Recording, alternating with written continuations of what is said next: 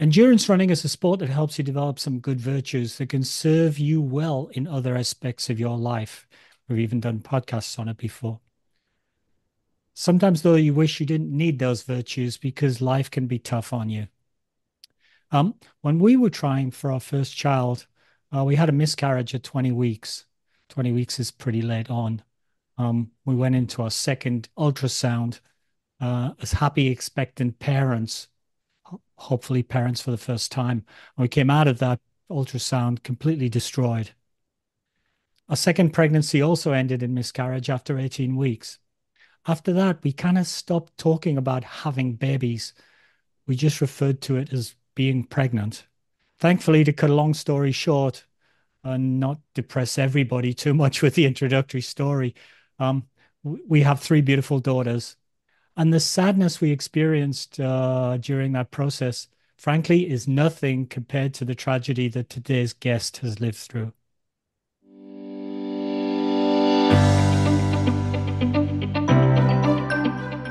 Hi, and welcome to the Running Book Reviews podcast, where we review books written for runners, about runners, and by runners to help you decide if you'd like to read the book for yourself. We also hope that listening to us chat about running can help keep you motivated about your own running and maybe inspire you to try something new. My name's Alan.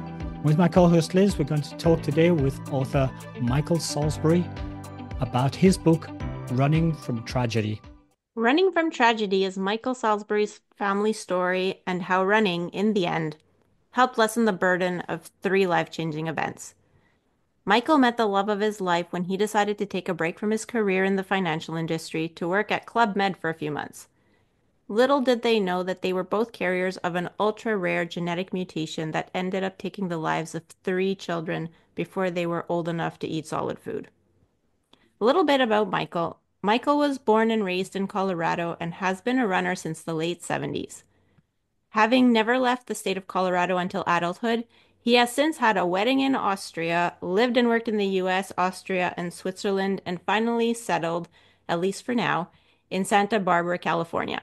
He has had a successful career, including an executive position at Merrill Lynch International, a wealth management company, and opened a new bank named American Riviera Bank in Santa Barbara. Welcome to the podcast. Thank you Welcome, very Michael. much for having me on. Very nice of you. So, yeah, to add to that bio, you are now also an author.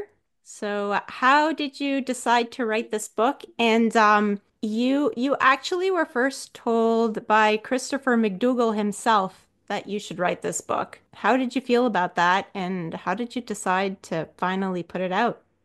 Yeah, that's a great question. I think going way back to very early on in this journey, after we lost our first daughter, people said, "Geez, you guys have been through so much. You should write a book one day." And I was like, "No, I'm not ready for that." You can see how this went. Every Mm, successive time, everyone's like, "Wow, you've been through so much. You should write a book." And I was like, "No, can't do that." I mean, Wow.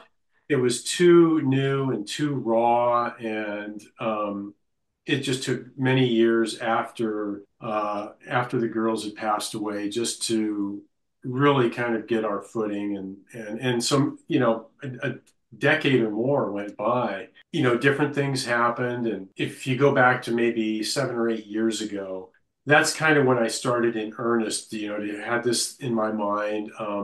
I had, around 2008, I'd retired from the bank that I had started. Our youngest son had just been born. All of these things surrounding what it was that had took the lives of our daughters, slowly but surely, scientists around the world there were some answers. And so, to make a long story short, what ended up happening was sort of the catalyst was, I think in a lot of things, you have to figure out what the why is for doing it. Whether it's running 100 miles or writing a book or a sub 3 hour marathon. There has to be a pretty substantial why behind it. And for me, sort of the light bulb was I realized that our kids didn't really know the story of fully of how Gabriella and I met, all the things that we went through. Our totally different, but childhoods it had. They couldn't have been more different in many ways, but they also shared a lot of similarities. And then really what it was like for Gabrielle and I to really live through what we went through. The kids really didn't know that. And so my thought was, I have to leave something for them. They at some point really need to know the whole story. And when I got that, it really got me, it gave me the confidence to start. I would say back then that I definitely was suffering from imposter syndrome coming from 30 years in the banking industry and trying to reinvent myself as a writer. I still, to this day, I mean, the book is, it's being received well. It won a couple of awards. It's got great reviews, but I'm still suffering from this kind of imposter syndrome that, trying to actually, call myself an author. But what happened is, I think about 6, 7 years ago, Chris McDougall was coming through Santa Barbara, and Luis Escobar, who's kind of like Sebastian's uncle, lives nearby here. Barefoot Ted and his wife live just down the street from us. Oh, wow. It's like all the characters All the from Born to characters from Run. Yeah, Born to Run. yeah, they're all right here. I mean, we see Ted and Liv very often, and I think it's now public knowledge, but I will say that I can say that Barefoot Ted is officially, as of a few days ago, has become a father. Wow. Oh, Yeah. wow. Congratulations, Ted, if you're listening. Yeah. So anyway, Chris McDougall came through. I think he was promoting Running with Sherman, his book Yes, we about covered running with that. the, yeah. Hmm. And we went on a very innocent beach run, and just ran up and down. And Sebastian was there, and my older son, and a few other people. And I just mentioned to him, I said, I've started writing a book. He said, "Oh, really? What's it about?" And I said, "Well, it's kind of a long story." And he said, "Well, he goes, one of the things I found out is, he goes, if you don't catch them in the first, 180 words or so, you're never going to get them. How many words is it?" And back then, word count was like a totally, now it's like such a big thing in my mind. But Mm, back then, it's like, what do you mean word count? words. Yeah. It's like I haven't And counted the I said, I words. said, I said, I have no idea. Anyway, and he said, "Well, do you know it well enough that you could tell me?" And I said, "Yeah, I do." And so we were running down the beach, and I kind of went through what's at the beginning of the book, which was kind of quoting from the article in Nature magazine. And Yeah. he stopped in his tracks, and he had tears in his eyes. He said, "Mike, this is a story the world needs to hear." And that's now the blurb on the front of the book now that Chris was kind enough to write. He just said, before Mike even wrote this book, I told him this was a story the world needed to hear. So having that coming from Christopher McDougall, It's pretty good motivation. yeah, having somebody that I respected and looked up to, it gave me the confidence to really, I was like, okay, I think I can do this. And I honestly, I feel like I can put sentences together fairly well, just from my business life, but I learned to be a better writer as I was writing it. I learned how to be more precise and become better at editing and how I structured sentences and things like that. But it took so long because the first 2/3 of the book I had to go back through childhood and just all the trauma that Gabrielle and I went through. Once it got Hmm. past up into the more recent future, I mean, it went like that because Yeah. they were things that were still clear in my mind. But yeah, having to relive a lot of that, definitely, there were a lot of tears. I've done book signings, and I told them, I said, I'm willing to talk kind of in a format like this, but I said, doing readings, I said, particularly areas where that are probably more emotional. I said, I still, to this day, if I open the book and read it, I still can't do it without tearing up. I think that's the way it will always be. That's not surprising. Yeah, Yeah. because we needed Kleenex. Although, I guess like maybe for different reasons. Because I also found that it was a bit sad. Like at the beginning when you told the story of your mom and you and your brother, and when she ended up losing the house. I was sad for you. Yeah. Yeah. Out of Liz and I, I'm the hard-nosed one, the big tough guy who doesn't cry. Um, and Liz, we'll do these podcasts, and Liz will I don't say, even "Oh, I felt a bit sad, and I was tearing up a little bit." And I was thinking, "Yeah, what? Over what? So, Yeah." Yeah, I Um, don't even watch movies by myself because like there's nobody to change my mindset if I'm by myself and I watch something sad. I think you kind of heard from the introduction that we had some work to try and have our family and yeah. some sadness. Um, I think I was at about page 200 when you got into some nitty-gritty explanations of, sit in your skin and watch your baby, and let me describe what's happening to you. I was just bawling my eyes out. I'm starting to tear up now just thinking about it.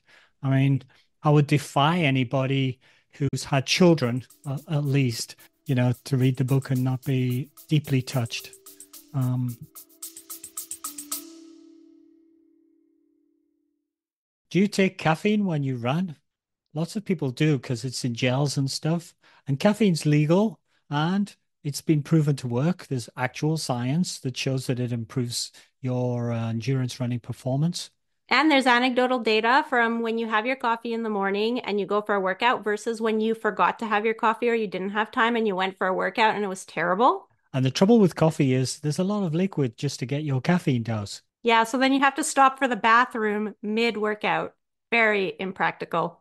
Which is where Caffeine Bullet comes in. What's caffeine bullet, Liz? It's a caffeine supplement. It's wrapped up like in a candy. So, and it tastes like candy. And you can get 100 milligrams or 85 milligrams, which is about a cup of coffee, but without the liquid. So we've tried the mint flavor and the chocolate orange flavor, and they're both pretty yummy. If you want to try them for yourself, we do have a 20% off discount code. So go to the link in the show notes and you can check out what Caffeine Bullet is and get your 20% discount. Pretty generous. It is pretty generous. And we'll get a small benefit, so you're helping out the Speaking of which, back to the podcast. One of the things I will tell you, Alan, is you mentioned it a few moments ago that, with what you went through, and you commented that it wasn't nearly as traumatic as what we went through. One of the things that we learned over our experience, people would come up to us and they would say, I lost my grandfather 15 years ago. I know exactly how you and Mhm. Gabriella feel. And I would think to myself, how could they possibly No. know how we Yeah. feel? And Yeah. one of the things we've come away with that realizing is that, every traumatic event or every loss or the way people grieve, they're all different and they're all unique. And Mm. so one of the real lessons we learned is, even though what we went through, everything that we went through, we've never compared it to anybody else because, we know that every event like that is people experience it in their own unique way. So Mm. I wouldn't want to try and say, yeah, well, we've gone through more grief than anybody. I mean, it's all very unique and very Mm. individual. We lightly traumatized most of our running club because we were away at with the club running a marathon a couple of weeks ago when Liz and I were reading the book. And because our club knows that we do podcasts and we read running books, they say, "What are you reading? It's coming up soon. Is it what's happening? What's it about?" And Is it something I'd like, you yes, know? it's something I'd like. I say, "Look, it's coming up, but here, read the first page of the preface." And I must have said this to about six or seven people in the club. Read the Oh, first page of the preface. And they read the first page. I take the book back from them, and then they'd be checking in with me in my reading every day. So where are you up to? What's happening? What was it? They're kind of now sort of mildly traumatized on your behalf because of the way you introduce the story. And they're now hounding me to tell me, where am I up to and what's happened? Um, Actually, so I had Michael's wife, Jackie, read the preface, and well, she's a nurse, and so she was Michael, so one of our running friends. so Okay. darn curious that that she actually ended up finding, I think it was that article that had been done on your family. So like, because she kept asking me, she's like, well, what was it? Like what was the disease? And I'm like, I don't know. I haven't gotten to that part in the book yet. Because that comes Yeah. really at the end. And she was sitting at the breakfast table and she's just looking at her phone, looking at her phone, looking at her phone. And I thought, I didn't know what she was looking at. I figured, oh, okay, conversation's over. And like 15 minutes later, she's like, oh, I found it. Oh Just my all that gosh. time. Yeah. Well, I can tell you one of the things about, again, being a first-time author is I was basically done with everything.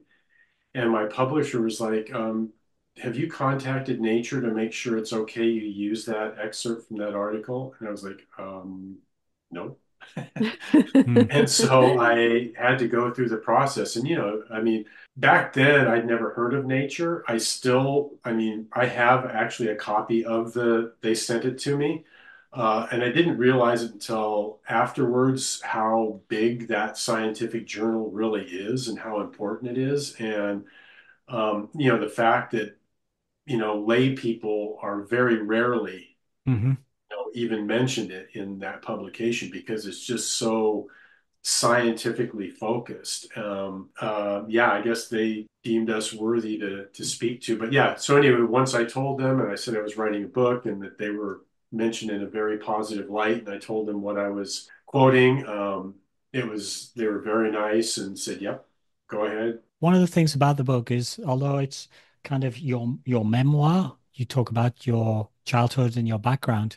I would say it's kind of a double memoir of you and Gabriella, your wife, because you also give her background, which is very, very different. You come from like almost polar opposite type of backgrounds, different countries, different, I don't know, social classes, different educational backgrounds, different historical backgrounds, speaking different languages. But it sounded like the meeting with your wife Gabriella was sort of a true love at first sight almost thing. Like I the think it minute you was. walked into the bar, I knew, that kind of story, a cliched story almost. Um, Yeah.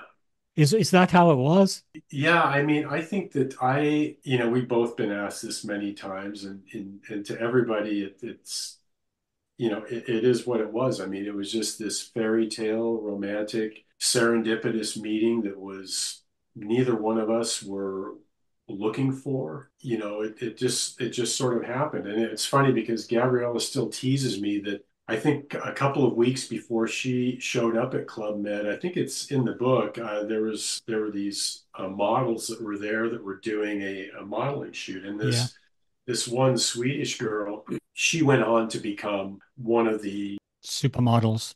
yeah, this Vendela. She was an absolute supermodel. She was on Sports Illustrated, and everybody. She had this striking look. She looked very much like a young Princess Grace. She had that Okay. same Grace Kelly type of a look, Yeah. and so Gabriella, she always kind of jokingly says, "So you passed on her and you chose me instead." When it didn't happen that way at all, she just kind of likes to make that joke. But Yeah. yeah, I think it was just we met and there were just yeah, it was just one of those things where I never thought that you could fall that deeply in love with somebody that quickly. It seemed like, something that you would read about or see in a movie, but it would be one of those things that could never happen to me. Hmm. Yet for whatever reason it did. Yeah, again, the fact that we've been together for 38 years is still, that she put up with me all that time. It still kind of boggles my mind, but here we are. You said it seemed like a thing in the movies. You actually, by some fluky circumstances, you actually managed to arrange yourself to get married in the gardens of the Schloss Mirabell, which people probably going, oh, what's that? But it's actually the gardens featured in the Sound of Music film. So, Yeah, I was Yes. glad you specified that in the book 'cause I had no idea what that was. If you watch Alan's looking at me like you beginner. if you've seen The Sound of Music, and you watch where the kids are running behind her and they're singing Do Re Mi, and yeah, and there's the bouncing up and down the steps. yeah, that is the steps that we walked up and down to get married. That's the Schloss Mirabell, and it's straight Okay. across from downtown Salzburg, and I think it's the Salzach castle that kind of is up above Salzburg. Okay. But yeah, that's where we got married, and I mean it How was did you pull absolutely. that off? You can't just walk in and go, oh, you No, know. you can't. And there were a lot of different things first of all, when I went to Europe for the first time, we didn't know where we were going to get married. But it turned out that Gabriella's grandfather had an apartment there. So he was a resident there. And at some point in time, Gabriella had inscribed herself, either when she was in nursing school in Vienna or whatnot, but she was a resident in Salzburg as well. And to get married at the Schloss Mirabell, you have to be a resident there. So that's the first hurdle. I Ooh, think that's a now big Nice. hurdle though.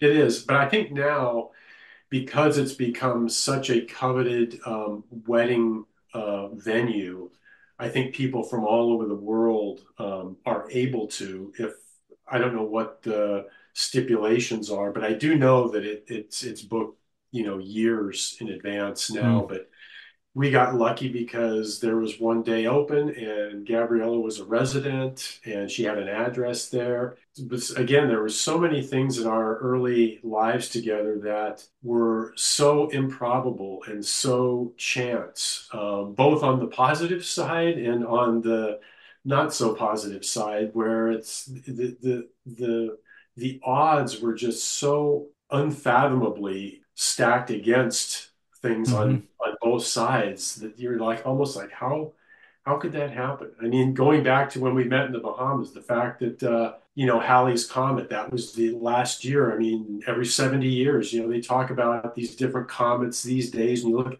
Halley's Comet's been visiting us for probably millions and millions of years, and it just happened to be that year. And we jokingly say that, I'll be 102 and Gabriella will be 96 the next time it comes around. So we met in 86 the last time it was here. So if we're lucky, we'll both be around To watch to it come see back. Halley's Comet for a second time around. That would be something.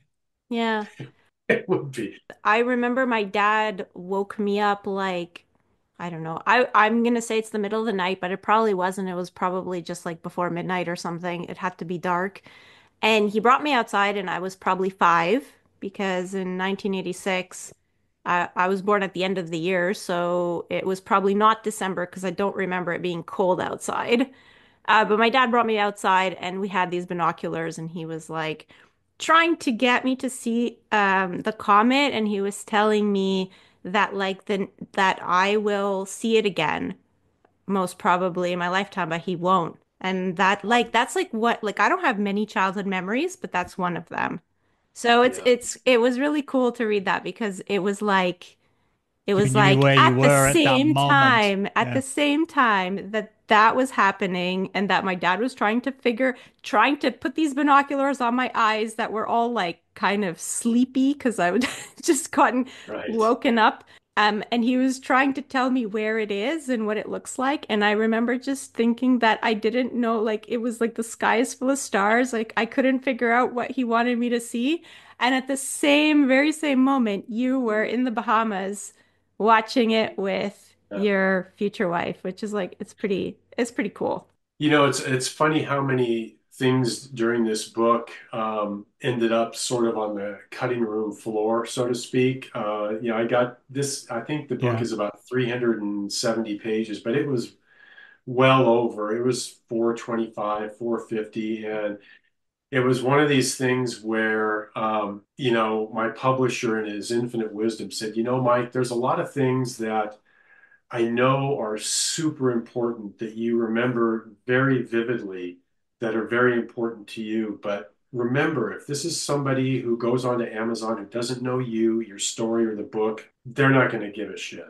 And so, Hallie's comment made the cut, but it reminded me when you were talking, there's a part that wasn't in the book when when I was young and having to, having our, mentioning how, how easy it was being a child in the 60s because trying to imagine being an adult and having to experience, Kennedy and both Kennedys and Martin Luther King as an Mm. adult and Vietnam and all of these things. And I remember there was a very special event that was happening on TV that morning, and it was the Beatles were playing on the David Frost show. And it would happen right during the morning of school. And I think I was in fifth or sixth grade. And I asked my mom if I could stay home and watch it and then just go half a day to school. And another couple of friends of mine who were, Beatles fans back then, they kind of got the green light from their parents. And then Mr. Haley, who was our teacher, said, "Yeah, it's okay." And I think it was the whole thing was, after, giving kids the news in class of these traumatic events, when I asked if I could stay home, they were like, "You know what? You've had enough bad news as a small kid. Yeah, you can watch the Let's try and Beatles play balance the ledger a little bit. play Hey Jude and Yeah. Revolution and then come to school at half day." Yeah. Things like that that I remember just so vividly. Unfortunately, kind of didn't make it into the book. Let's maybe start with a little bit of the running portion because running is it's like not a main focus, it's kind of like a thread, and at first the thread is very thin and it kind of gets thicker at the end. There's more running in the end portion, but you started running in the late 70s and you ran your first marathon in 1980. And we were talking a little bit about your marathoning experience before we pressed record. Because you've been running for so long, how are races sort of different from what they used to be, or are they the same? And then what role does running play in your life? Yeah, no, that's a great question. Well, I started running when I was at Western State College in Gunnison, Colorado. It's way up in the Rockies. It's a very cold town in the winter. And as a freshman, I went up there and suddenly having unlimited, cafeteria food, even being, 18 or 19 and having pretty good metabolism. I think, metabolism has its limits when food is unlimited. And so I very quickly realized that, wow, when they talk about the freshman 20, or, whether it's girls or guys, it's all of a sudden you come from home and you're there and all of a sudden there's like 20 extra pounds on you. You're like, what the heck? It was kind of, that was sort of I was like, okay, this is not acceptable at all. So I started running. It was very hard. It was very cold. And somehow I managed, I think with most people that kind of start that or anything, it's overcoming the inertia and then not giving up, and then just kind of keeping with it. And I got through the winter of discontent of, the first 6 months of running in, literal sub-zero temperatures with old tennis shoes, no equipment as we know today to speak of. The weight went away. But what happened was I fell in love with just the simple act of running. It wasn't as though I looked at it as a sport or a way to stay in shape. It was just, I felt that there was just a very tranquil, calming, therapeutic thing to it. Once I got past the painful part where I could go out Hmm. and run 6 or 7 miles and feel really good when I finished it. And that feeling of really being in great shape and then combine that with being, deep up in the Rocky Mountains of Colorado where you've got 14,000 foot peaks all around you and ancient aspen forests and just everything you could ask for somebody that was beginning in a sport. I had every advantage that there was. I had beautiful surroundings. I had friends that had started doing it as well. When I mentioned in the book that I didn't feel that I was a child of the running boom, I like many people around the world, I picked up this red book with a pair of running legs on it that was Jim Fixx's Complete Book of Running. Yes, that very one. And that book literally became, as close to a Bible as anything probably that I've ever had in my life. I had already started running. It validated so much, and it showed that somebody who was out of shape, who was a smoker, whatever the things, that there were with him, how life-changing it could be. A friend of mine and we lived with and around really good cross-country runners. And, at the time in Colorado, there was a Adams State College, which was kind of in the same running conference as Western State in the Rocky Mountain Athletic Conference, where they were coached by a legendary coach by the name of Joe Vigil. Yes, And we know and then about him. Yeah, we yeah, covered his book.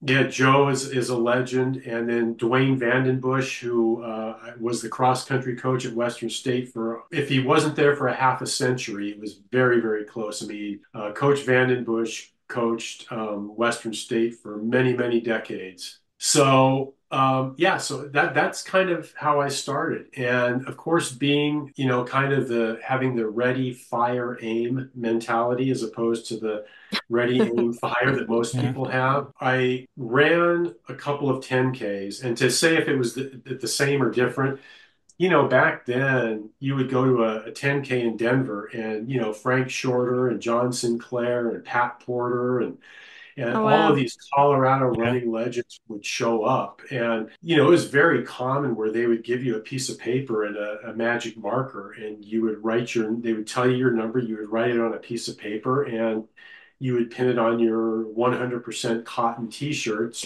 way before, decades before these, wicking, high-tech stuff that we have today. And you had your white tube socks if you chose to wear them, and a flat pair of like tiger running shoes that were just, they're in museums today. But I look at pictures of myself back then, I'm like, I cannot believe I was actually running in shoes that had basically nothing under them. And they were all leather. Yeah, they were the tiger. Back then it was Onitsuka.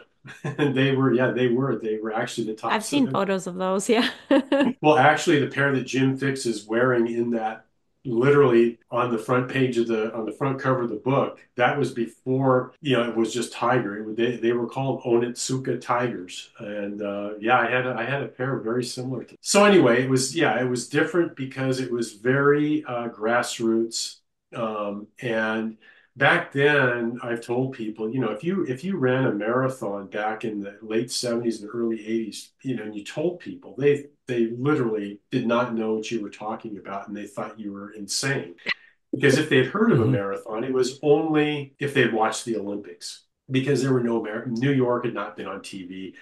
Boston, none of those things were ever televised. And the first time I remember an endurance event being televised was when I saw one of the early Ironman competitions in Hawaii, and it was on, the ABC Wide World of Sports, and Oh, they wow. showed it there.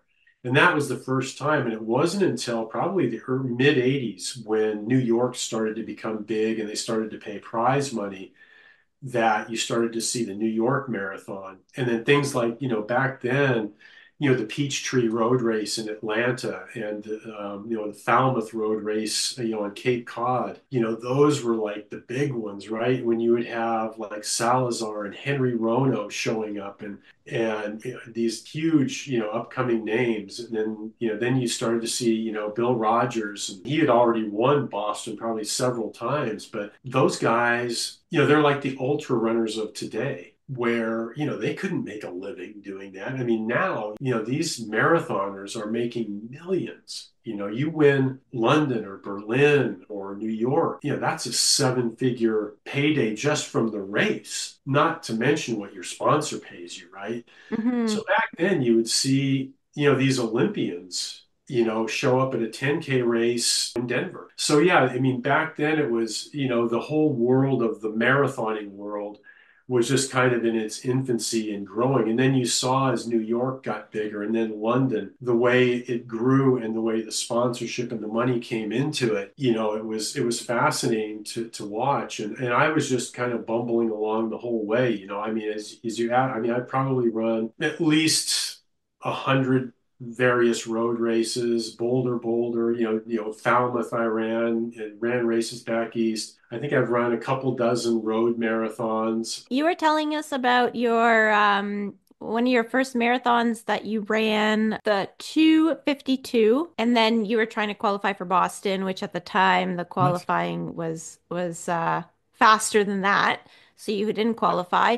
So when you were running, because those are fast times, you were under 3 Right. in the field. Were you like towards the back? Were you in the middle of the field? Like, how does it compare Yeah. to today? Because today, if you run a ton like that, like you're most probably way in, up the field. yeah, you're like the Oh, top, yeah. whatever, 10% or something. Yeah, well, so in the book, I basically just mentioned my first marathon, which was probably my fifth run of any kind. I ran in Durango, Colorado. The cross country guys, these are guys that back in the late 70s running cross country, they were running solid 31-minute 10Ks. I mean, they were Wow. fast. And then there was one guy who was going to Western State, but he was originally from Guam. He actually ran the marathon for Guam in the Olympics. I don't recall which Olympics it was, but he did run for his country in the Olympics. But these guys were all legit. They would go and run these big 10K races around Colorado, and they would be, right up there. And I remember guys like Frank Shorter running a 10K in Denver, and, they were maybe running 29, 30 minutes, something like that. But it was nothing like today. But my first marathon, so I've been running less than a year, ran a couple of 10Ks. Same thing, you go to Durango, they give you a piece of paper, tape your number on. And I remember being so impressed when I went to Denver that I actually got, I had a number that said, United Bank of Denver. I was like, wow, this is like a really big deal, It's right? real stuff. I didn't even consider what an award might look like because I had no idea whether I was even going to complete it. But the fact that I had a number that was actually a proper printed number rather than having to like use a Sharpie to put it on a piece of notebook paper. That was like a big deal to me. And so, yeah, that was my first marathon. And it was a great lesson. I mean, it was the classic hit the wall, wheels came off. Believe me, I left a lot of the carnage out in the book. I mean, I could have, Mm. it was in there. And I was like, yeah, I don't think people need this, go through all of the horrendous experience I went through in the last 6 miles of my first marathon. But it's still 50 years later or whatever. I remember it like it was yesterday. It was so traumatic. But anyway, I got It's through a it. miracle you ran a second one after that. Yeah, and so to go from a first marathon of 4:06 and just a couple years later, my next one, actually I did run another one before the 2:52 and the 2:48. It was also the Fiesta Bowl down in Arizona, and I went from 4:06 to I think I ran 3:20. So I took a Wow. fair amount off, and then I went back, and then I ran 2:52 and missed it, and then the next year, in before I ran in 82, I ran 2:48 and managed to get in. And as I said, I was so proud, and I didn't think anything could beat being able to run the Boston Marathon, and I qualified in 2:48, and I completed the Boston Marathon in 3:41, which was not what I was expecting. Yeah, Uh, that sounds like and my yet, Boston, my one and yeah, it only. was, but you learn from that, right? And so, going forward, I think I was always just sort of a shuffler. I never overdid mileage. I just sort of very sort of pragmatic and reasonable with my running. And I credit that to my longevity. I never got so overzealous about it that I was doing 100-mile weeks. I mean, I was working well into my career, so that took a big chunk out of it. And so I was always able to run. I was always able to do it, whether it was at 10 o'clock at night after, working a late day in the financial markets or 5 or 6 in the morning. And I always approached it with a very humble attitude that I was very blessed that I was able to do something like this and do it for years. Never took it really too seriously. And I think that that served me well because I was able to really it's been now, almost half a century. I've been able to run. The doctors still can't believe it that I'm still doing it. And now I go, to my annual checkup and he asked what I do. I said, well, I go out and I run 50 or 100 miles in the mountains. He's used to it now, but the first time I went to this physician, he was like, what are you talking about? And Hmm. you try and explain. So it's the same thing right now in the world of ultra marathoning. I've kind of gotten to see both of them, right? I've got to Yeah. see sort of the boom in the US and the worldwide running boom and the whole marathoning, where it went from very grassroots to really nobody making a heck of a lot of money out of it to becoming a huge industry to kind of getting involved in the trail and the ultra running world where I've now seen it for 15 years. I still feel like I'm a complete rookie in the world of ultra running, even though I've probably done 50 or 60 of them already. Hmm. But I still feel like I'm a total newbie, still learning. But I've seen the way that the ultra running world now is starting to change, right? There's drug testing. They're Hmm. doing There's the money in doping. the sport now, I guess. Yeah. There's now money and the whole whether you want to whether it's Lifetime Fitness coming in and buying Leadville or whether it's UTMB and Ironman getting together or whether Hmm. it's Spartan. When you get those big names coming in, then you get the big sponsors, and I think it's there's good and bad as Yeah. an observer, not a participant, because it's one thing trying to make a living as a 10K runner 40 years ago, right? I mean, it was hard then. I know the difference between running a 10K and completing a 100 mile, and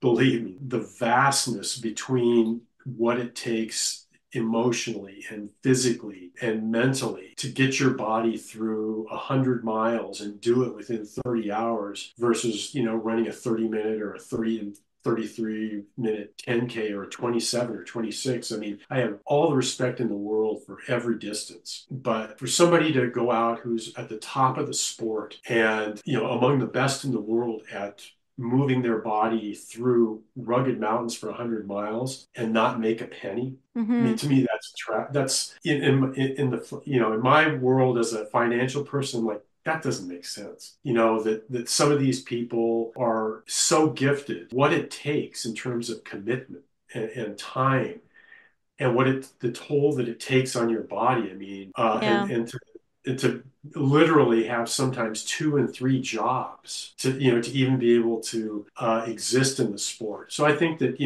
these top ultra runners absolutely deserve to have the opportunity to, whether it's through prize money or whether it's through sponsorships or a combination, to be able to fulfill their dreams, right? And to be able to make it in the sport, I think is so. I think that in that respect, the money coming into it and the sponsorship and things like that, the advertising money it allows some of these people to be able to do it. It surprises me they haven't put trail running, ultra running, cross country running, some combination of those things into the Olympics. And that would drive an interest. And the Olympics per se doesn't bring money, but it kind of does. The interesting thing is my oldest son, who's now 34, he was a very, very good skateboarder. That's Nicholas. That's Hmm. Nicholas, yeah. Yeah. And he was very, very good at it. But again, it was a sport where unless you were Tony Hawk or one or two others that had by that time had your own video game or whatever, Hmm. there was not a lot of money in professional skateboarding. Now, forward, 20 or 30 years, skateboarding is in the Olympics. Yep. And so is snowboarding. Snowboarding was not something where it was a fringe Yeah. sport, right? It was like Hmm. skateboarding. It was one of those out there sports.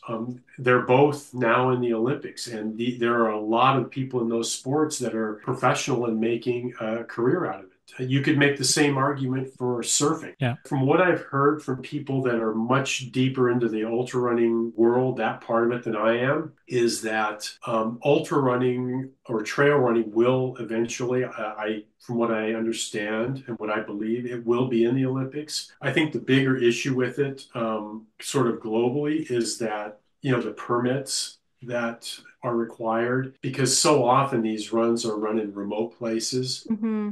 And there are, whether it's Forest Service or Bureau of Land Management or whatever the Yeah. jurisdiction might be in whatever country, you have that to deal with.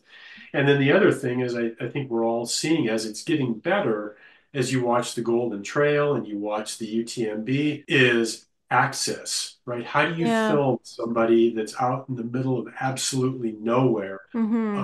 and access, whether it's how do you keep up with them or how do you get the satellite, all of those things that kind of complicate the world of trail running Yeah. where speed climbing up a wall, it's not like a mountain climbing in the Olympics is not like Alex Honnold soloing Hmm. soloing El Cap, right? It's Yeah. like it's a Yeah. plastic wall and they go up and they do it, and it's easy to cover and film. The same with surfing, where you got them, coming in on a wave and you can document it and film it very easily. Hmm. Trail Yeah. running is, I think, a little bit So more. Yeah.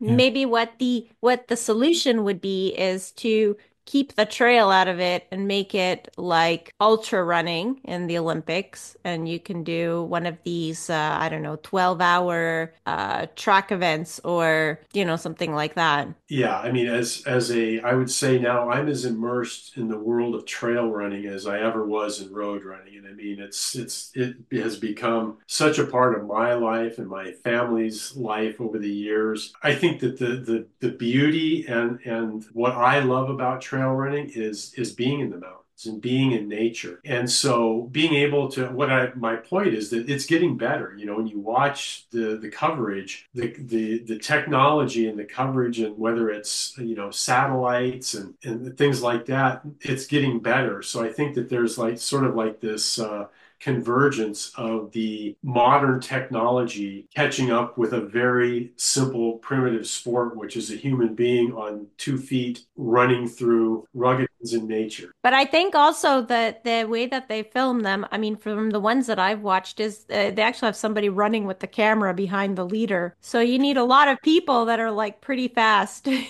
Yeah, able to you do do. And that. they're Yeah. they're getting better. Now they have people geared up on like e-bikes, so that's Okay. helping. Okay. That Where would they're help. able to Yeah. follow and stabilize and yeah, there's all kinds of I think things at play with this. But again, I think it's we're going back to my very long-winded answer of the world of running and how I see it. And it's been a great ride, I would say. It's been very fun to watch the evolution of the running world, both on roads and on trails over the past, I guess, almost 5 decades for me. For me, I still love it as much as I did when I was, an 18 or 19-year-old kid that started it to lose a few pounds back in 1978. I still love going out and running. I still love being out in nature. My wife and I, knock on wood, we're still healthy and able to do it. And we feel very, very fortunate and blessed that we are. As you get older, I mean, I'm 66 now. It's, you have to be careful. I watch the way Sebastian runs around on trails, and sometimes it scares us to death because, I mean,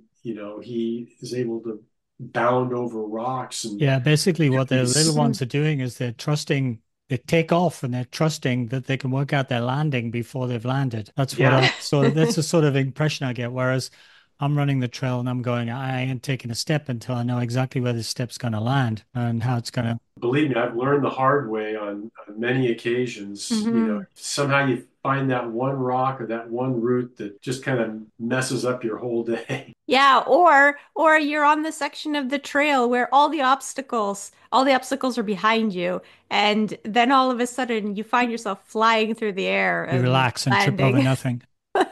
Yeah. because there was like one rock sticking out. Sebastian he's almost 19 now, but Wow. and again, his whole childhood on trails, I think he maybe fell two or three times, if that. I mean, he just had just so good at it. And when you're a child, whether Yeah. it's playing soccer or basketball, you learn to get good at things Yeah. and it becomes so second nature. And it just happened Yeah. for him that it happened to be running on trails. And so he became so good at it. The times that he fell was exactly the way you'd say it was just totally flat, on Mm. a flat dirt road where he just tripped and fell. And he couldn't believe it. We couldn't believe it. We're like, how could you fall on that? You run down the most tech and up the most technical trails known to man and you float over it, yet you're walking on a flat street or something and you trip and Yeah. fall. Yeah. We're going to ask you some more questions about Sebastian because he seems to be a little bit of a freak of nature. But before we go on to that, I think probably our listeners would be interested to hear, and we need to ask you a bit more about your babies and the loss of your babies. Yep. And this disease, one of the parts of the tragedy was you never knew what this was because you're so unique in the world. Your children seem to have some sort of genetic disease that nobody had discovered yet, and hence nobody knew what was happening. But I think you referred to like a condition called disappearing white matter, sort of degenerative Vanishing. brain disease or some vanishing white matter. The three of your babies, all girls, had what was this disease and Yeah. how is it explained these days, I guess? Yeah. So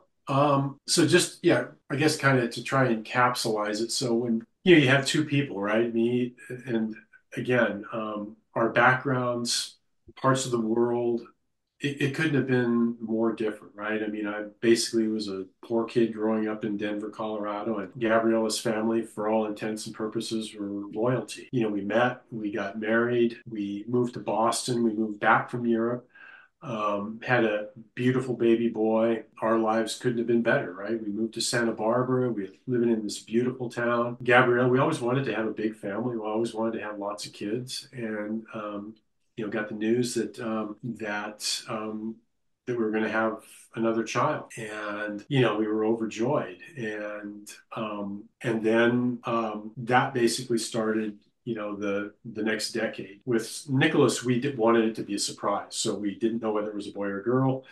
And then, but with Stephanie, the circumstances were that we had to know. And there were these signs that suddenly you don't know. I mean, as a young parent, when a doctor tells you something, it could be wrong when when you haven't even seen your child yet. And you can see the look of worry in their eye. And along with that, the look of sort of frustration and being perplexed because not only they're telling you they think something is wrong, but they're just not quite sure why What it is. Yeah. or Hmm. what it is. And so to kind of answer your question about what it was, over a decade, after was born, everything was fine. She was smiling, she was nursing, everything was great. And almost to the day of 3 months, she started having seizures. I don't need to tell you that, to be looking into the eyes of your 3-month-old daughter, and I'd never known or experienced or seen what a seizure looked like. I know very well now, but I didn't then, as a young father. And And they don't look like they do on TV. no, they don't. I mean, they can look a number of different ways, but I think that yeah, with an adult, the way they sensationalize it on TV, seeing it happening to your 3-month-old beautiful daughter is quite a different thing. But they didn't know what it was, and they didn't know why these seizures were happening, and they increasingly couldn't get them to stop. So then it just became sort of this, throwing darts. and guessing. And you can imagine, as young parents and is going to, I think our family and us, we've learned over the years more to kind of be more proactive. And even to this day with our medic, you question more. With all due respect to people in the medical profession, there was a point in time where nobody would ever question anybody in the medical field. They would tell you something. They would tell you what to do, what it was, or what to take, and you would just say, "Okay, right." And we have the scar tissue now that built up over many decades, where you question things more. But back then, they didn't know, and it was very hard to see your daughter deteriorate and then eventually pass away, and for the doctors to just shrug their shoulders and say, "We're sorry, we don't know why she died, and we think it might be this." And they were able to narrow it down into a group of diseases that are very rare, that are called leukodystrophy, which are inherited genetic diseases that affect the white matter, or the inner part of the brain, as opposed to the gray matter, which is on the outer. And but they tested for every one of the known, there were maybe 8 or 10 of them that were known. All of them are fatal.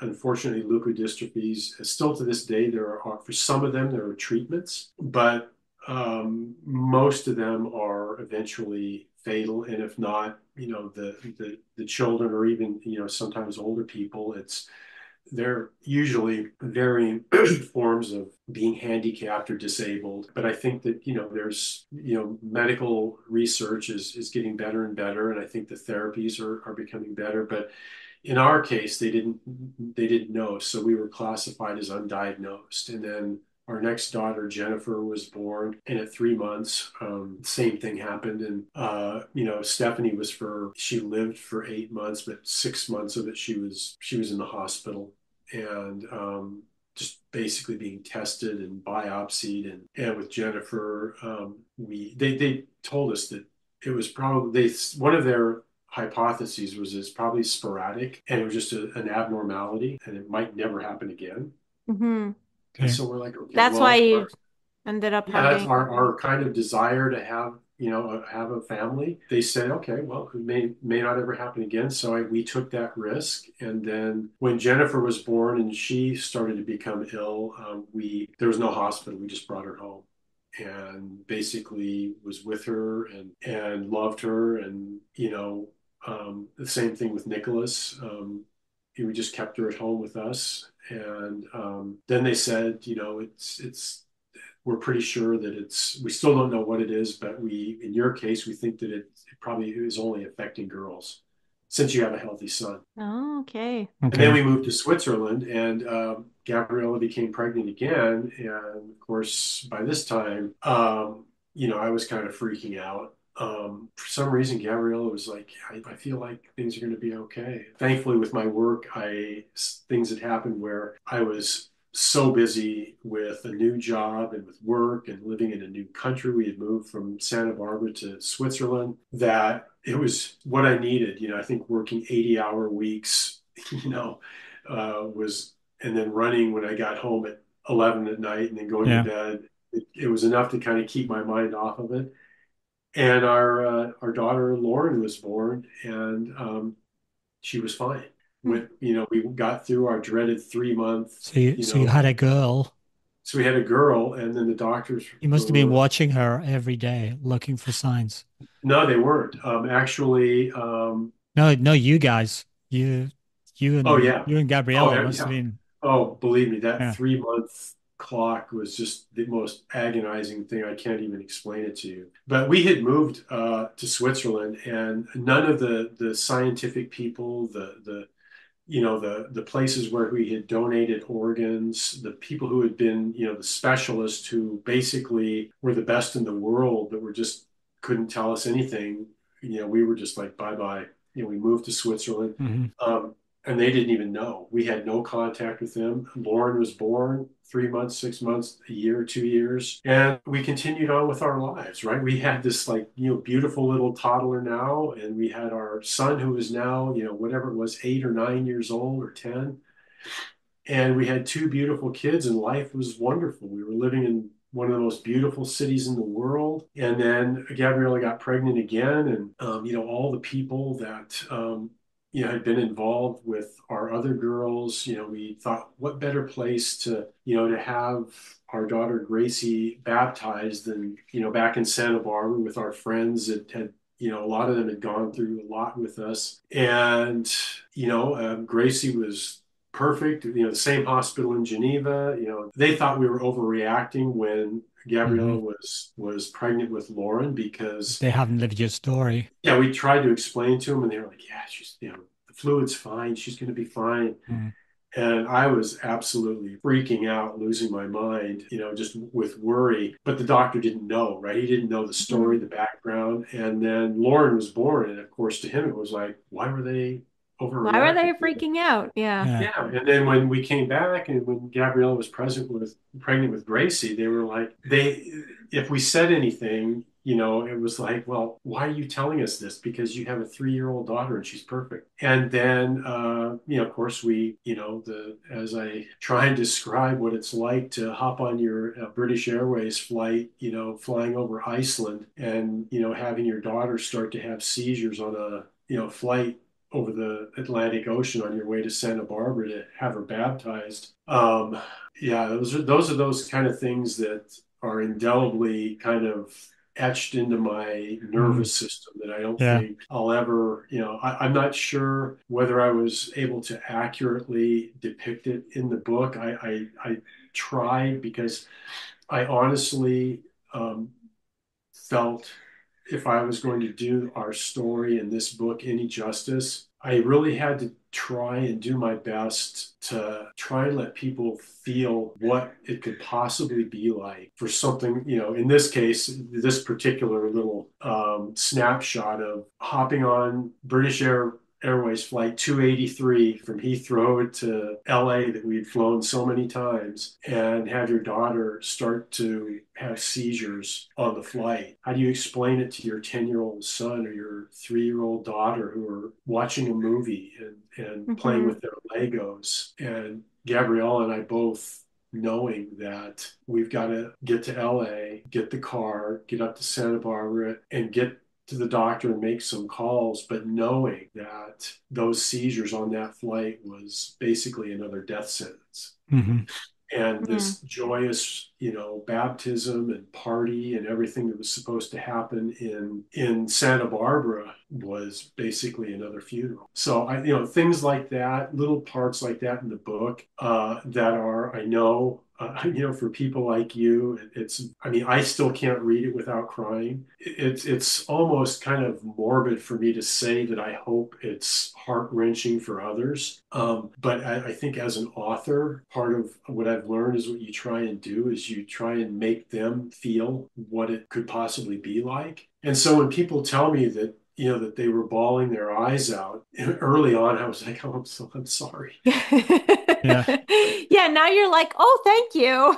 That means my writing is really good. Like, yeah, okay. So if they were crying, that means that That's your craft. Mm. and so that I now it's sort of this crazy, odd, weird, Hmm. badge of honor that I'm writing a story where so many parts of it are making people very, very emotional. But it gives me a little bit of confidence that hopefully as an author and as a writer, I did, something remotely right with this whole story. I mean, and try in terms of, trying to be able to actually be able to call myself an author or a writer or a storyteller.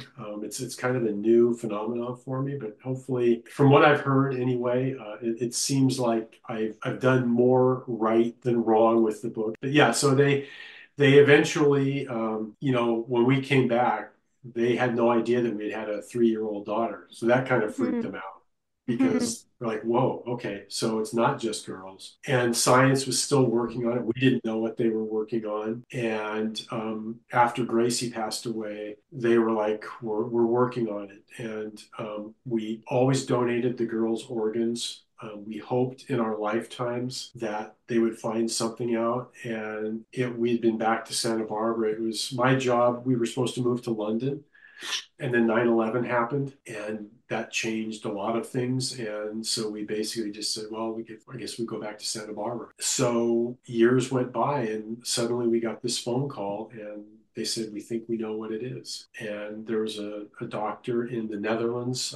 There had been little pockets of what they would eventually call vanishing white matter. It had a much more complicated childhood ataxia with hypomyelinate. It was a very, I still don't Yeah. remember the term for it, Yeah, but they like to give it really long names yeah, that no one can it ended up remember. becoming, Specific but incomprehensible. Hmm. yeah, exactly. So, but we were the only family that had three children who had passed away from the same, the same mother. To be able to publish the results and to name the disease and to basically introduce this new, still extraordinarily rare, extraordinarily, still fatal, but at least name it that they needed to test us to confirm it. So that's kind of where that part of it happened. And then the bigger part of it was when they discovered and named the disease, and they had found the five genes that made up this disease. That meant that they were able to, not only did they name the disease, but they were able to test prenatally for it. We had, after Nicholas was born in 1990. I mean, for us, and after Stephanie was born, like I said, it was literally you spun the chamber. It was kind of like that's what it was like. Mm, We were playing pregnancy Russian roulette, and you yeah. spun it, and we didn't know it. We were unwitting participants in the game of pregnancy Russian roulette. And so then they said that prenatal testing was available. After Gracie passed away, we had two beautiful kids, and that was it. There was no way we were ever having more kids. Yeah, because I So, guess they could test for it, but that was still a pregnancy. So yes, and it so was they could still. test for it. They knew that it was that Gabriella and I had to both be carriers of one of the five genes, which again, two people coming from other parts of the world, the odds were just so crazy, like, for that Yeah. to happen. So once they said they could prenatally test for it, Gabriella and I were like, do we want to try this one more time? And so I don't think it was necessarily something we were actively trying, but Gabriella became pregnant. By this time, in the world of pediatric neurological scientific research, I mean, we were a household name, and everybody answered our call. They heard Salsbury. It was like, Hmm. they answered our phone call. And one of the things that they told us was, if Gabriella does by chance become pregnant, please be sure to not go to a neighborhood geneticist. Come to us first, because Nobody else knows what to do properly. Yeah, yeah, I guess. not Mm. only do they probably know not what to do, they probably have not heard of the group of diseases, leukodystrophies, anyway. And even if they have, the chances that they've heard of vanishing white matter are, highly unlikely. And so there was a whole routine that, had to be followed. So, I mean, you can imagine their surprise when we give them a call and say that Gabriella is, pregnant. And so all of a sudden, this huge chain of events, happened where we had suddenly again become, it was like all hands on deck kind of stuff. We had made the decision that this was like CIA, Interpol secrecy type of stuff. They Hmm. knew, we knew, friends didn't know, family didn't know, Yeah. the kids didn't know. Dr. Vandernap in Amsterdam, who received the test, and Dr. Moser at the Kennedy Krieger Institute in Washington, they knew about it, and that was it, because we knew that if the test was positive, that we couldn't put ourselves or Yeah. our kids, most our kids, Hmm. through Through it. it. Yeah, but if it turned out that the news was good, then we'd have something to celebrate. And so we ended up being the first family on earth. They used us to actually confirm the disease.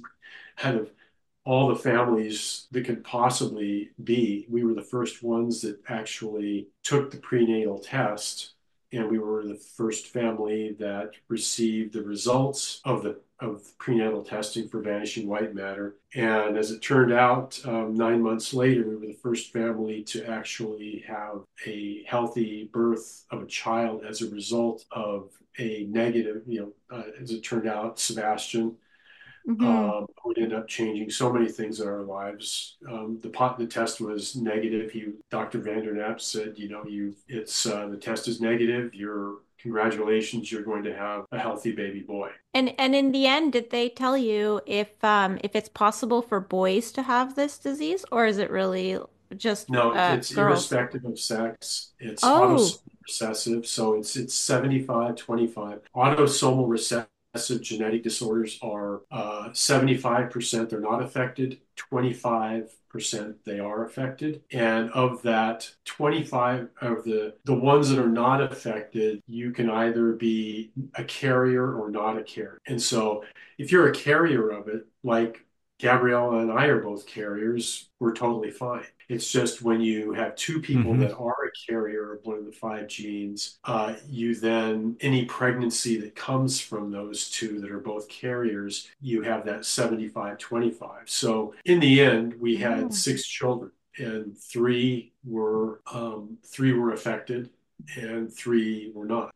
Now, all these years later, we know that Nicholas is unaffected. Obviously, he's 34, but he's a carrier. So he does have one of those five faulty genes. And then the question becomes, with their partner, they need to be tested as well. Yeah, so that's kind of how it worked. And Okay. so we went, and then suddenly we totally unexpected, we had a baby boy that was born in 2006 who Who turned out to be quite a handful.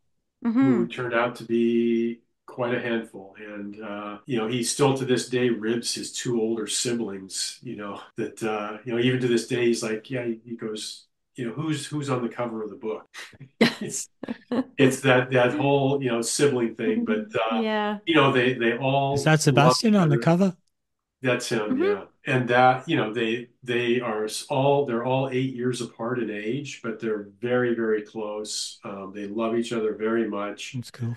But I think that what Sebastian did, and it was kind of unbeknownst and unknowing to him for many years, he now kind of realizes it that he's 18 or 19. But when I was writing this book, when he was still, 10 or 11 or 12 or 13, he honestly really didn't get any of it. But what he did is it was, he finally, as I tried to portray in the book, he's not in it much, right? He's there at the beginning Hmm. and he's there at kind of the ending where it was kind of this full circle. That was the closure and the healing that our family needed. And there was Yeah. always that question mark out of what if. And when he was born, we knew it would be whether he was okay or not okay. We knew that would be our last child. That was kind of the last hurrah for Yeah. Gabriella. And so being able to tell our other kids that we were going to have another, they were going to have another child. Nicholas was, I mean, it was very, he couldn't believe it, because he, at that point, was old enough to have lived and experienced and Yeah. remember having lost three of his baby sisters. Lauren Hmm. didn't remember so much. She just had very faint recollections of Gracie Gracie. and Jennifer and Stephanie. She hadn't even been born yet. Hmm. So for Nicholas to tell him that he's going to have a baby brother, his initial reaction was it was fear, it was rage, it was how could you? And once we explained it to him, and once we tried to, explain DNA testing had all come up in this period of time, Hmm. right, where we didn't Hmm. have that back in the 90s and even in the late 90s and so forth. So it even for us was a relatively new thing. Once we explained it to him that it was certain, then it was like, for Gabriella, it was the first relaxed pregnancy that she'd been able to have where she Yeah. had 9 months of knowing that was there an impending death sentence coming or was our child going to die? I mean, that was the proposition. It for us, it was very simple. Was our child going to live or die? And having 9 full months of just that going through a pregnancy, knowing that, everything was cool, everything was fine. So yeah, and then having Sebastian be born, and it was like giving birth to like a little tornado. That, that all of Yep. whether it was It's a good dog, thing that he was born last because yes. he had like five people that he could, Lean take on. turns. Yeah. Yeah, I mean, whether it was our puppy or whether it was his siblings or us or friends, I mean, everybody, it seemed, had to up their game because you were dealing with a child with a lot of energy. There's at least been one occasion where Killian Jornet told him, "You remind me of me," because Oh he wow. grew up, from a very, very young age with an enormous amount of energy, running around in the Pyrenees. Yeah, basically born in the mountains. I Yeah. mean, he was Hmm. born in the mountains at 2 years of age. And, it took a few years of Sebastian, growing into what would become trail running for him. But when he was younger, keeping up with him. And then it was finally, Gabriella was like, we got to do something. Going on hikes was the way that we finally figured this is a way that we can tire him out. Playgrounds don't do it. Bicycles don't do it.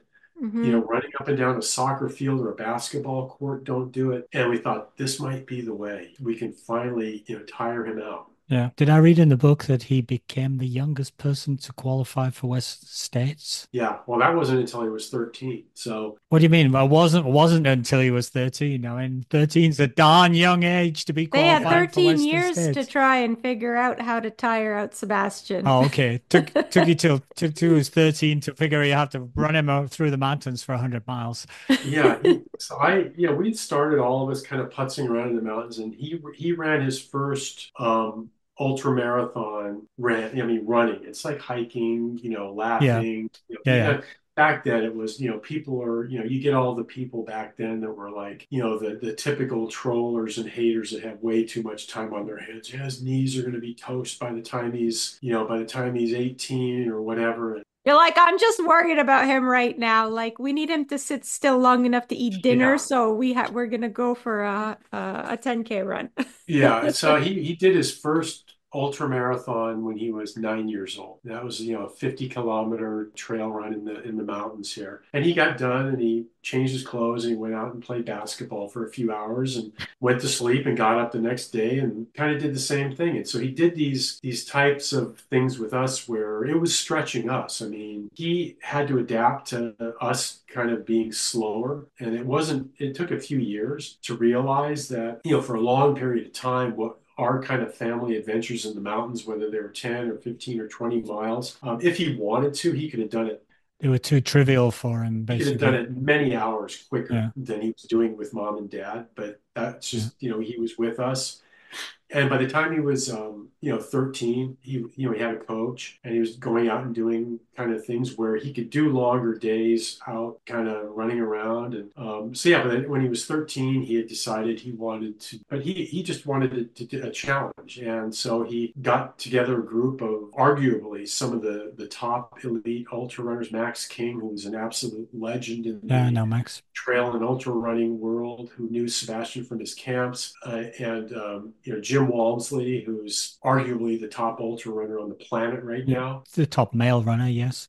Yeah, yeah, and this Mhm. is this wasn't for the this was a little bit a couple years later, but he got some his coach and some friends, and they did the Black Canyon 100K down in Arizona, and because he was running with adults, competing and running in races and to try and win them. Although he had won a couple of races outright when he was 12 or 13 against adults, it was not the norm. And this was a way that he could structure a goal for himself, knowing he couldn't run Western States. He was fully aware that he couldn't, even if he wanted to, which he didn't.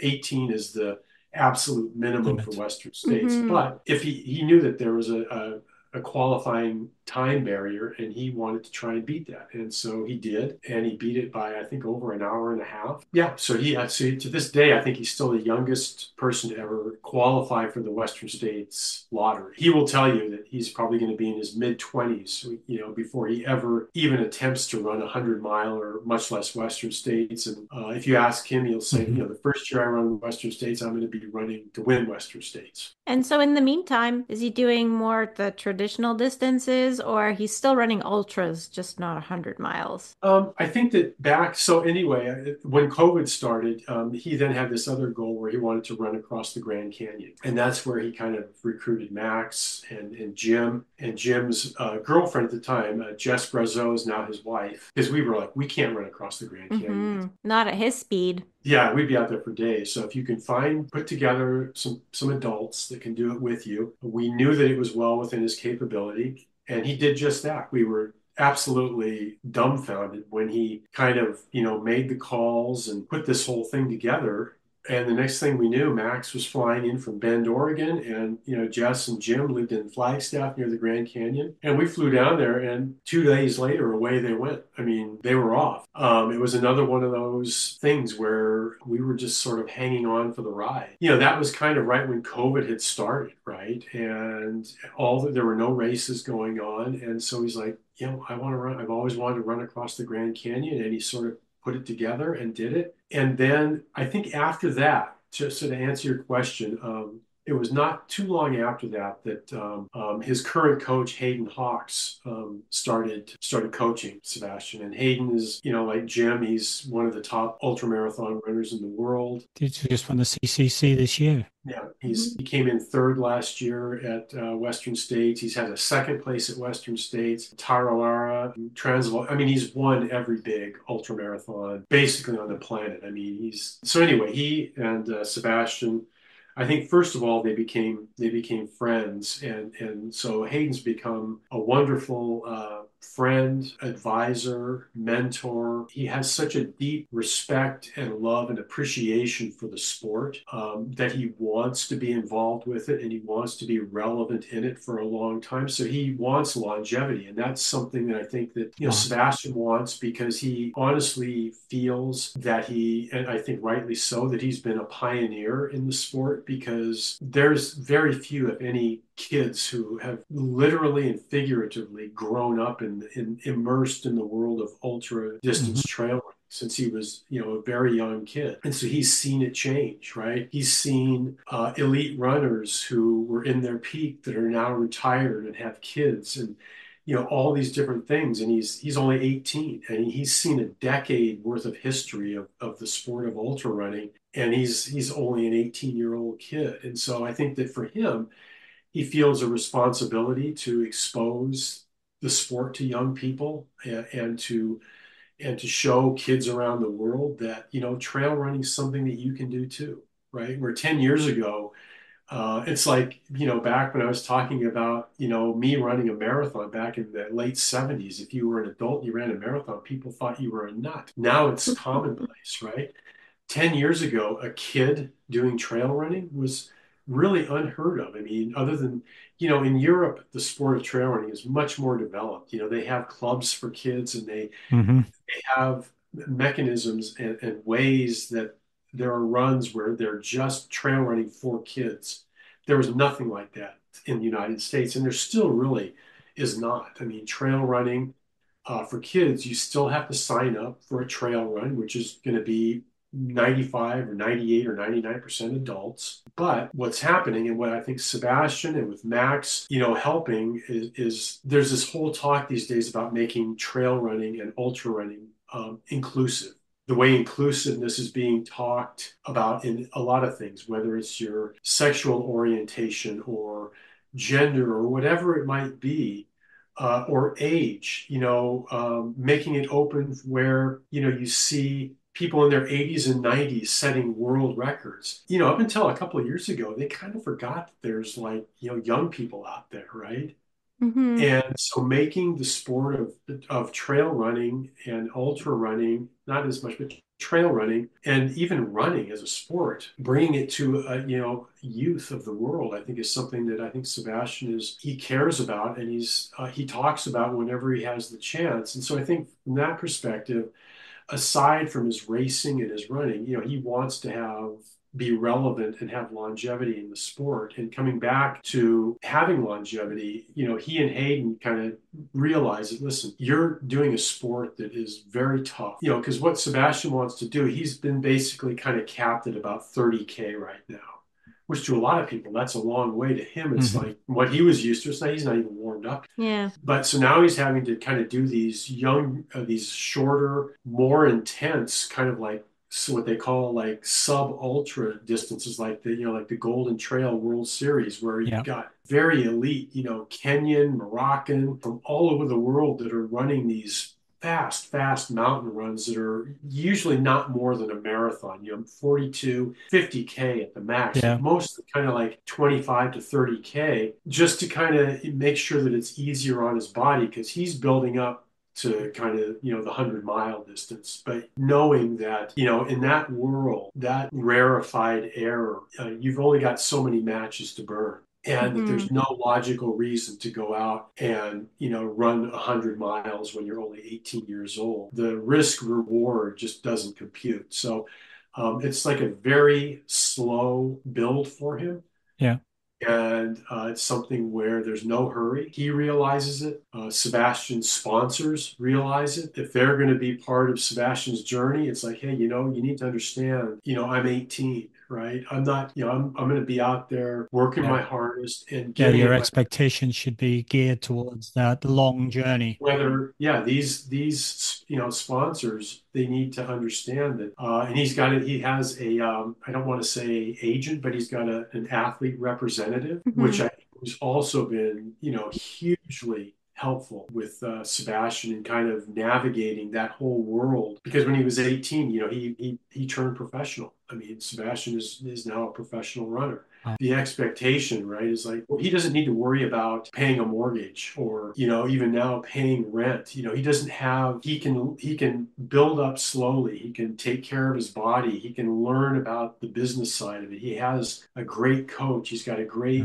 person representing him, and he doesn't have, the weight of expectation that a lot of pro runners have these days, where they are sometimes either incentivized or Hmm. pushed into maybe making decisions on running or not running that maybe they wouldn't make if Yeah, they. they kind of feel obliged to do certain things. Yeah. And of course, when Sebastian writes his book, he can come on Running Book Reviews podcast and tell us all about it. Yeah, I mean, he's now, what's exciting for him now is that he's at the point where he's lining up now. He just ran the one of these UTMB races, the Kodiak one that's up in Big Bear Lake in California, and he's lining up against legitimate elite runners, and he's now, he's still only 18. But in his mind, he's like, finally, I'm Mhm. not like the little 3 foot Not the high little kid. kid. Yeah. Yeah. Yeah, I can line. I'm lining up,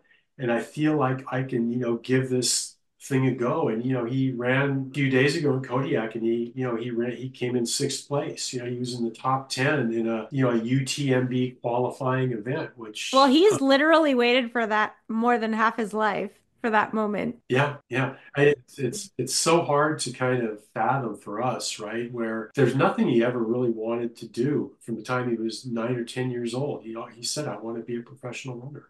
Hmm. I love it. And what we've always said as parents when he was 8 years old is the same thing we say today. Is they said, "Listen, you need to be careful, don't overdo it, and make sure you're having fun." I think those are good messages for your son, but they're good messages for everyone. We said it when he was 7 or 8, when we had to run every step with him. And we said, if you don't like doing it, don't do it. And make sure, if you're not having fun and you don't have a smile on your face, if it's not making you totally happy, then, it's Do up to something you. else. We always Yeah. said that. And now that he's, basically an adult, we tell him the same thing. And, he gets on podcasts and he just said, I just absolutely love running in the mountains. It's, The whole idea of scholarships. I mean, we've had colleges contacting us since he was 12 years old. Don't forget, I mean, when he gets older, keep us in mind, all these things, And Sebastian said, I don't want to run cross. I have no interest in running around a golf course for 5 kilometers. Hmm. And he said it when he was 10 or 11 or 12. And we thought, well, maybe he might when he gets older. Yeah, it's like things change, right? But Yeah, life things yeah. change, and he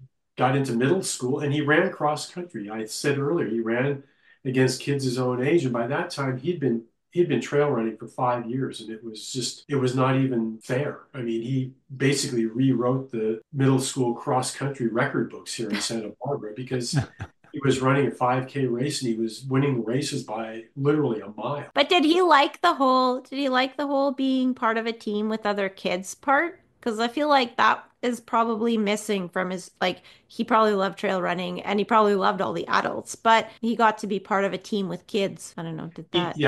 Well, that's a really great point that you bring up because he was so excited to finally run, regardless of level or capability or whatever, or talent. He was anxious to run and be with other kids that also like to run. And what ended up happening was that in cross country, and I think with a lot of, when you get into high school, a lot of times the kids are there not so much because they want to be there, but because it's a great way for after school babysitting for the parents. Mm. Oh, And the kids okay. don't necessarily want to be there. Some did. I mean, I think the majority did, but there were ones that didn't. And so there was that part of it. There were some that were there that just really didn't care about it, and they would just as soon be, eating a bag of Cheetos, and watching than running. So Sebastian didn't have a lot of tolerance for that, I can for imagine. somebody at least not trying. And then I think the other part of it was his coach. I don't know how to be diplomatic about this, but Sebastian was so much more advanced than anybody on his team, and honestly, in the entire city of Santa Barbara. I Yeah. mean, there was not a seventh or eighth grade Yeah. kid who was even remotely close. So he's basically Hmm. beyond the coachability of Yeah, the and so what ended system. up happening is his coach, I think it was to the detriment of everybody, but I think the coach didn't realize he kind of unwittingly ostracized Sebastian and had him doing workouts during their training because he was so much better that he ended up running by himself. Oh, Anyway. yeah. Anyway, Yeah. Yeah. he would put Sebastian at one end of the soccer field doing his running, and he'd have the other people. And then on race day, he would be winning the race and standing there for many, many minutes before the second place and the other ones came in. That it was 2 years of essentially running by himself again. Oh, that's too bad. And years forward in high school, there were kids back then that Sebastian was either running against or with that are now collegiate runners at UCLA and USC that are, Mhm. some of them are. There's one in particular where he was consistently second place to Sebastian. There was a boy named Andreas Dibdahl, and they ended up doing runs together. They went to different schools, but Sebastian would drag him up on trails and they would run together, his dad and me. And then he would drag Sebastian out and do runs on track. He's now running for UCLA, and if he hasn't broken 4 minutes, It's he's coming. very, very close to it. So the whole thing it just shows is the way trajectories at that young age can be Yeah. totally different, right? Where, they found different things that they wanted to focus on. But the whole cross country and college running was just something that just he never wanted to do. And running in the mountains it was just from a young age something he just always wanted to do. And thankfully he still enjoys it. He still loves it to this day. Pretty cool when people find their passion at an early age. It's sort of easy for them in some ways because they have their passion, they know they're driven, they're not questioning themselves, which is fantastic. And it makes the Sebastian sort of bookend in the book, makes a good closure for the book because, you end up with his son and there's a lot of running at the end of the book because of Sebastian and a lot of joy as well. This crazy kid who's clearly got some chops, and probably we're going to be seeing him in news stories somewhere down the track, in the first Olympics or something like that. I don't know whether the story would have been different had he become a prodigy in mathematics or playing the piano or something like He would have that. been calculating through tragedy or something like that instead of running. Yeah. Yeah, it just happened that I think that it was just one of those things that was just again, there were so many improbable things that have happened in our lives that having a child that it really it made us sort of wake up and it made us it we became I think not only did it sort of bookend the story and bring sort of closure to it and sort of this finality to this crazy experience that we went through. It suddenly launched us on this entirely different journey that none of us expected, right? Which is in this world of endurance. And Yes, he got the whole family involved. It sounds like he did. he was running in the mountains with his sister Lauren and Yeah.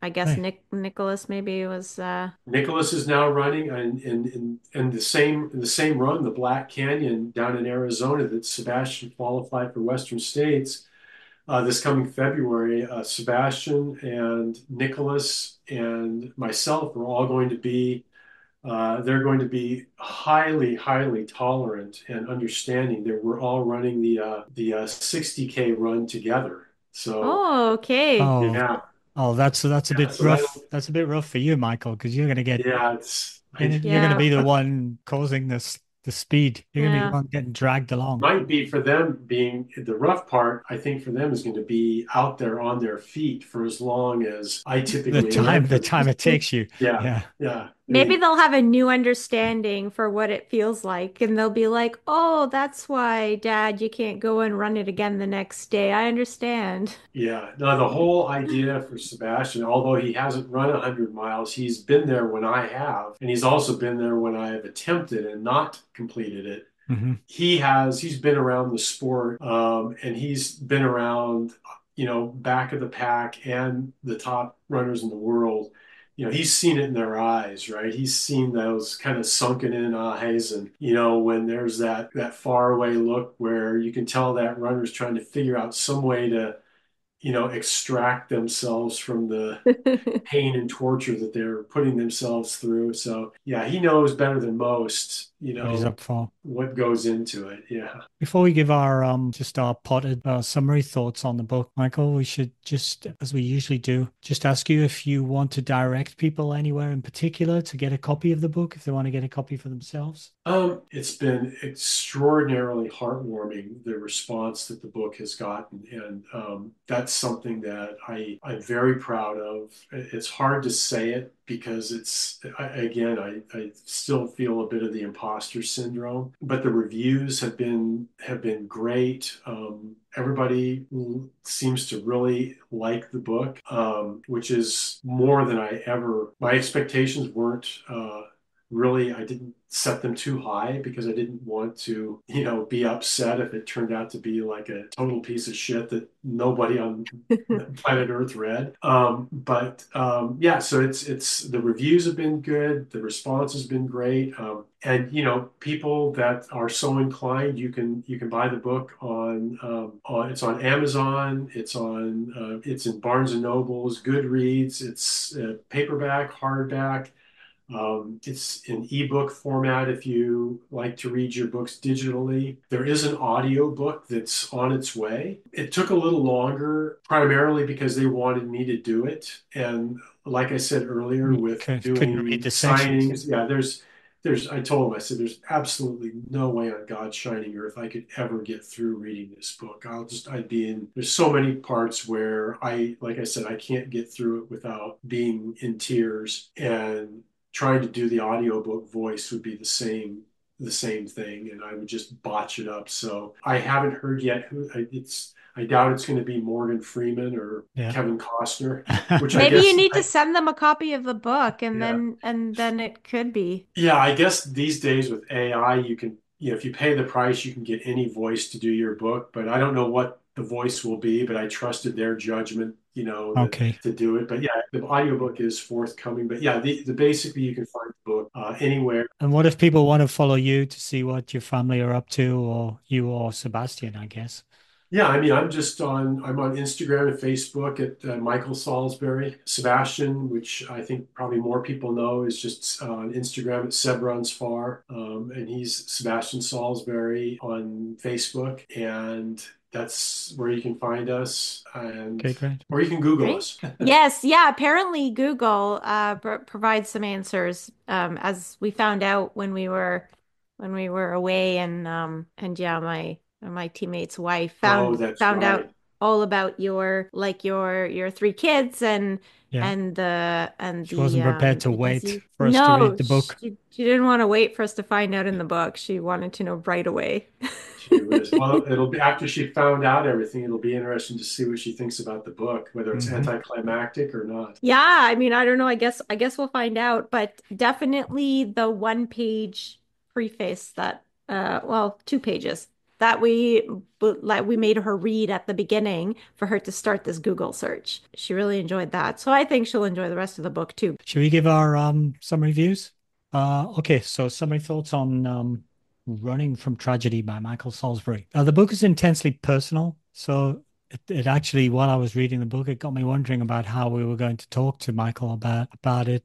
It was kind of so emotional, such an emotional subject. And I think, as I said during the podcast, although the story is told by Michael, it's very in the book. It's very much a story of Mike and Gabriella. Her backstory is also in there, and she's fundamental to the tale. It's very much a two-person story, I think. It takes two to tango, and both the dancers are in there. The events with the babies are so traumatic. I think it's difficult to factor in the running into the book. You know, it seems almost trivial to think about running, and when you're reading the book, and what we see is running. I don't know whether it was me, but running. I think just in the content of the book, running appears much more after the traumatic events have passed. We see a bit more running emerging in the storyline, although it's always there as a. I think you said it was a thin thread that ran through, Liz. Michael and Gabriella have a fascinating, varied story in multiple countries, and I found that quite fascinating, having traveled around myself between the UK, Australia, and Canada, to see you jumping around from Santa Barbara to Geneva to Boston made it just a more richer story and all the more better. And I think at the end of the day, you can't help but wish and hope the very very best for you two guys and Nicholas and Lauren and Sebastian. And I hope the future brings you brightness and happiness from that point of view. Yeah, because you've had your share of tragedy for sure. So I guess I'll start by saying when I told Michael that we're ready to read the book, we are kind of chatting on Instagram here and there. He replied, "You should have a box of Kleenex handy." And well, he was right. In general, the story flows well. Most of the time, I would say to myself, okay, I'm just going to get to the end of this chapter and then I'm going to put it down because I have to do something else. And then the chapter would end and suddenly I would be in like the third paragraph of the next chapter and you know how that goes. So I would say that yeah, once you start reading, it's kind of hard to stop. So yeah, if you need to do something else, you should set yourself an alarm clock, I think. When you look at the cover, it seems clear that there's going to be a running theme, but the running part is actually very subtle for about two-thirds of the book, maybe to three-quarters of the book, and really comes out after Sebastian is born. He discovers running through the mountains. So I guess who do I think this book is for? I guess I'll say everyone because really it's not just all about running like training books sometimes are. It's not all about a runner's journey with running. It's really a family story. In my case, I'll say this is one of those books that I could gift to my mother-in-law because she's a really big reader, but not at all a runner, and I'm pretty sure she'll enjoy it as well. You can read it in off season, you know, when you're not so interested in reading a training book, then you can read a story, and this one's worth reading. That's very nice. It just leaves us to say thank you very much for your time today, Michael. Really appreciate coming on and sharing your story with us. It's been very touching as well as, interesting and exciting. Yeah, thank you both very much. I'm very touched that you wanted me on your show and to speak with me, and that you were willing to read the book. And I understand that, it's funny because I was a little bit hesitant because I knew that, a lot of what were very, very running centric books. And I think that, and I also thank you for saying that that the running part of it was very subtle, because that was by design, because I honestly didn't want the running to be necessarily the focal part of the story. But more than that, what I wanted people to come away with was that, without a doubt, I believe running saved my life, because there were many times where you saw me mentioning at the end of a chapter briefly about kind of hanging on from a very, very slippery slope, and kind of really wondering what was there left to live for and what there wasn't. And many, many times, running gave me that ability to really, clear my mind and to hold on. So in those early chapters, more so before Sebastian arrived, it was just those little parts where, I wanted people to feel that, running was kind of that one thing that I had to hold on to. And honestly, over those years, it was. I honestly don't know whether I would have made it through it if I hadn't had running to go to. I mean, it was definitely, my church, my therapy. It was the only way that I could, in any way, at least temporarily, kind of, clear my mind. And so it was, yeah, it was good, because I'm glad it was subtle. It was kind of like to me, it was a little big part. Mm-hmm. Yeah, Yeah. a big background part, I think. Well, thanks once again. Yeah, look forward to keep following you both. Thanks so much for everything you're doing for our little running world. Thank you for listening to another episode of Running Book Reviews. Big thanks to Michael for spending time with us today and for sharing a really personal and not always happy journey.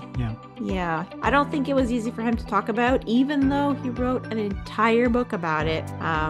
You could hear that it wasn't always easy to talk about it. If you'd like to leave us feedback about how we can improve the podcast, or want to suggest a book that you'd like for us to review in a future episode, you can leave us a comment on social media. So we are Running Book Reviews on Facebook and Instagram, and on Twitter we are reviews_running. So actually we're also on YouTube, but you don't see our faces, but we do upload the feed to YouTube. So if you are one of those people that there are a few, one of those people that likes to listen to podcasts on YouTube, then you could definitely listen to us on YouTube, and you can comment in the episode. That's a good thing about YouTube, isn't it? You can comment and then we can comment back. Exactly. Where was I? You can cut that piece out. If you've been listening, I'm not going to leave all this piece in. If you've been listening to us for a while, do that bit. If you've been listening to us for a while. Come on, you can do it. You can do it. Okay, I can do it. Okay. If Are you ready? Are you ready? I don't know if I'm ready. Okay. Am I ready, Alan? You might be. Okay. Are you ready now? I don't know, but I think everybody's tuned out by now. Like, do I really have to do this part? Yes, you do. Okay.